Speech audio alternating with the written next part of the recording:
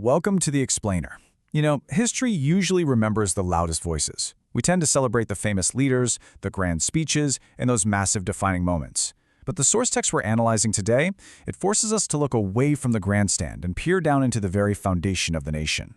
It speaks of a man who, as the text beautifully puts it, came with a closed fist and left with open hands. Today we're taking a somber, deeply respectful look at a life that gave literally everything to a cause, only to fade into the quiet margins of history. Furrowed brows, a steady gaze, serious lips. The text introduces this figure not with some long list of achievements, but with a visceral description of a photograph. The author describes the sheer, raw intensity radiating from this man's face. The text notes that enthusiasm and passion seemed to literally drip from his features. The wrinkles on his face revealed emotions so powerful, so deep, that no one looking at him could possibly remain unaffected. He was a 30-year-old warrior, a man in the absolute prime of his youth, who, just a day ago on May 25th, during Baisakhi Purnima, departed from this world smiling like a flower. So, which leads us to the burning question posed by the author. Who was he? Okay, let's dive into this. The man we're talking about, the core subject of our explainer today, is Kamal Singh Chauhan. It's a name you probably won't find in standard history textbooks, but he's a figure whose life completely encapsulates the very essence of sacrifice. Section 1. An unsung martyr. A life extinguished at 30. Section 2. From wandering to resolve.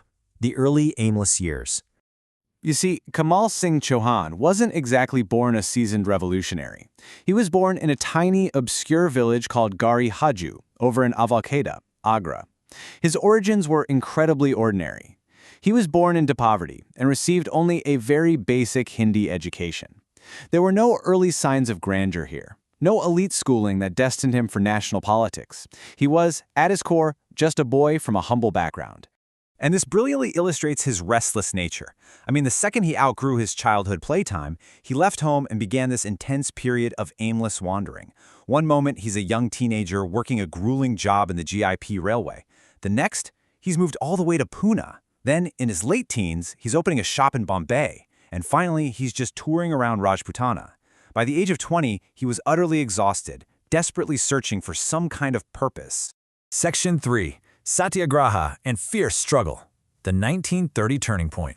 And wow, that purpose he was looking for? It arrived like a lightning bolt when Mahatma Gandhi sounded the battle cry for the Satyagraha movement. 10. His Kshatriya blood boiled, and from that defining moment in 1930, he threw all his youthful plans out the window, tied a shroud around his head, and dedicated the next 10 years of his life to a relentless, fierce struggle for the nation. A full decade of his youth given entirely to the movement without a second thought for his personal safety or his future. 7. In those 10 short years, he served 7 separate prison terms. Just take a second to think about the sheer willpower required to endure that. While others in politics were carefully protecting themselves, looking for opportunistic moments, Kamal Singh was throwing himself right into the fire. The text actually describes him as an untamed colt who knew the risks perfectly well but chose to ignore them because the fire inside him was just burning him up. This absolute fearlessness really culminated in the Jarrar incident. During a protest, he was literally crushed beneath the hooves of police horses. It was a visceral, brutal moment that absolutely should have killed him. But, as the source recounts, he fought death itself, rolled over and stood right back up. He didn't just survive, he emerged from this horrific violence having learned not just passion, but profound consciousness and resilience.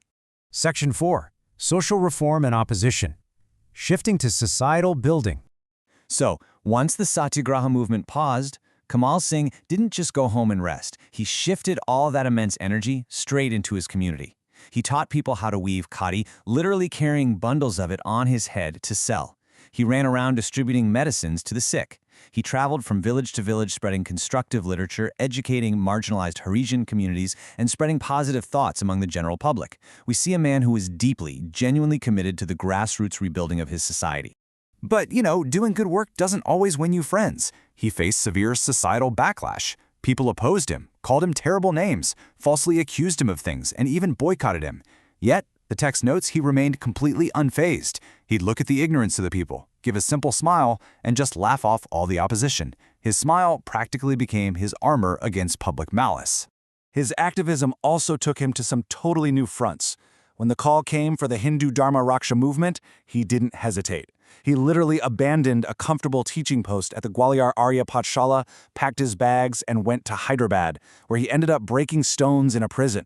It's a striking historical fact of his life. He consistently chose grueling physical labor and incarceration over any kind of personal comfort. Section 5. Disillusionment with politics. The dark night of the soul. Now, what's really interesting about this phase of his life is the deeply tragic contrast. On one side, you have Kamal Singh's pure intentions for national upliftment and spiritual peace. But on the other, he was pitted directly against what the text calls the disease of party politics. As his peers gained just a little bit of power, they became infected by factionalism.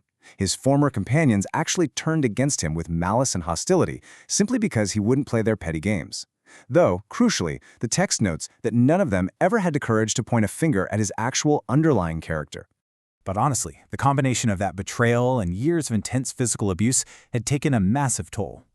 The reality of his sacrifice was horrifyingly physical. His body had been systematically ruined by repeated jail terms and beatings from police lathis.